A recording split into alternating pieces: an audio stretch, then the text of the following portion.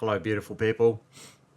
I'm discussing worthless or feeling worthless today. I made a video before and decided that I'm not going to use that because I hadn't actually discussed something that is the most significant for me when it comes to feeling worthless, and that is that I am a recovering Mr. Nice Guy. This is from Robert Glover in his book, No More Mr. Nice Guy. Any nice guys out there, I highly recommend that you read his book. It's incredible. And so where I'm going with this is that I've always, up until this point in my life, mid-30s, I've always got my self-worth from relationships. And so every time that a relationship would end, that would destroy me. It would significantly affect me because all of my worth would be wrapped up in that relationship. I got my worth from what worth my partner gave to the relationship. And so then this would tie into me being a Mr. Nice Guy, me always trying to do the right thing to keep them happy. And it was a twofold. So Dr. Robert Glover talks about covert contracts, which are severely unhealthy, but I recognize that was definitely something that I did. So I would do things for my partner and hoping that, or in my mind, setting an example as well, that they would then reciprocate and do those sorts of things. They would read my needs like I would read their needs, or what I thought their needs were, right? So that was one thing. Then the other one was also, as he discusses, a lot of those actions was actually, and it's hard to say, but a lot of those actions was actually based around sex and trying to keep my partner in the best mood possible so that ideally we'd always have access to sex, or they would always be up for sex, right? And in the end, the polar opposite was actually the case. The Mr. Nice Guy hardly ever gets sex because of, well, I wouldn't say hardly ever gets sex, but it's not something that they achieve as much as they would like through their actions. And I could definitely see that as well. But then, actually, I said twofold, but it's threefold because then I was also getting my sense of self-worth from the relationship. And so when I look back on this and I think about it, it's just insane, and it makes sense to why at least the better relationships that I've had didn't work, because I was putting so much emphasis on those relationships because my identity was the relationship.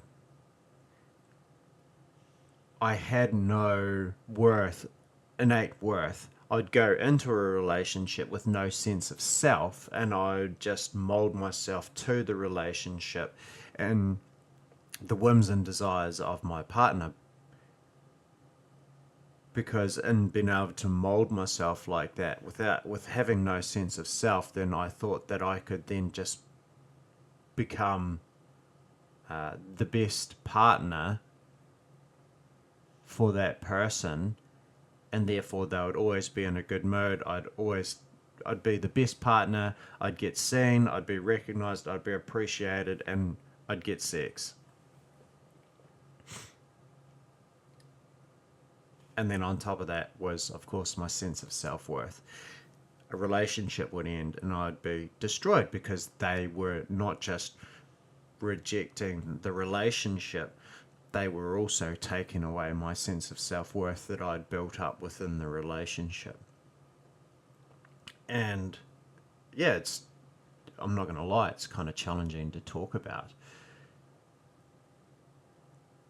and be honest about, because it was my own trap. The sense of worthlessness was because of my own putting my own sense of self-worth in other people's hands, and in the relationships that I had. And so now I've been on a journey of, part of the sobriety journey that I did last year was I stopped dating for a while too, because I noticed even just being on dating sites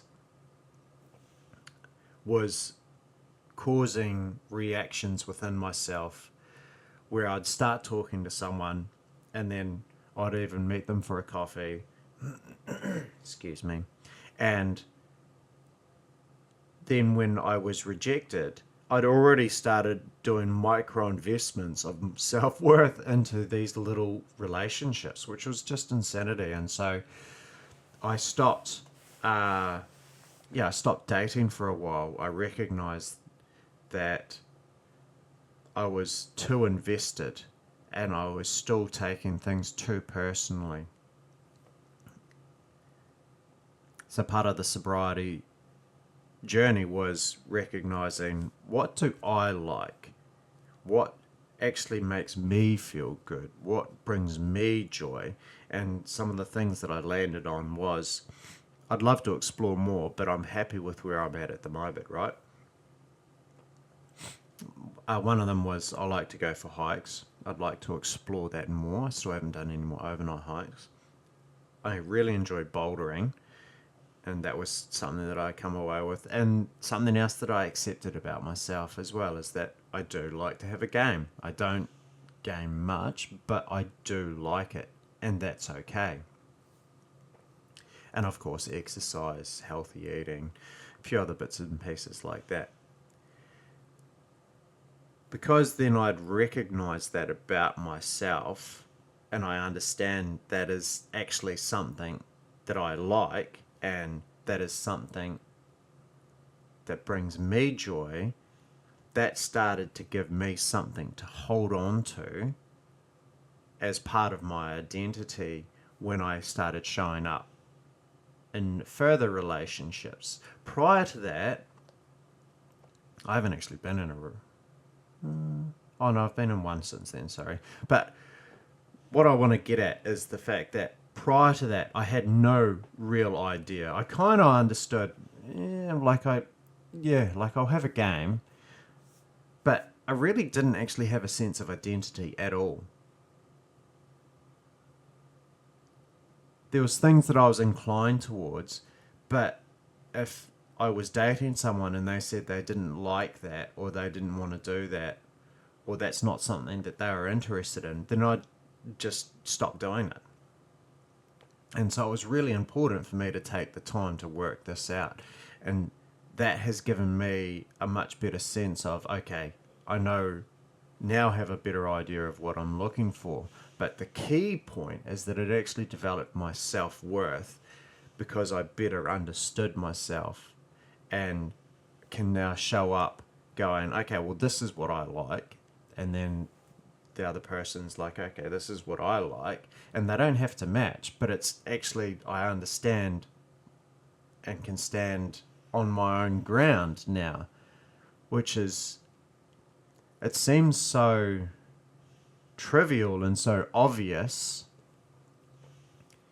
now, but it was not before. And this is part of that Mr. Nice Guy syndrome, right? Like, Mr. Nice Guys, or at least my experience as a Mr. Nice Guy, is literally just shaping yourself to the relationship. And the core issue for me was no sense of self-worth, no sense of identity. I didn't know myself, and I gained my worth from relationships, which is not healthy, right? So definitely a bit harder to share than the previous video that I'd done on worthlessness. And in sharing this, I just want to give men hope, especially men that have struggled with Mr. Nice Guy syndrome, that there is a way through, and you can build your sense of self-worth without a relationship. You can have a healthy relationship. I was just thinking there are different types of Mr. Nice Guys as well, because there can be quite successful Mr. Nice Guys in like a career, but again, how they show up in a relationship is doesn't work. Anyway, I think that's enough for today. I just hope that it's created some thought and shared my journey with the Mr. Nice Guy as well. And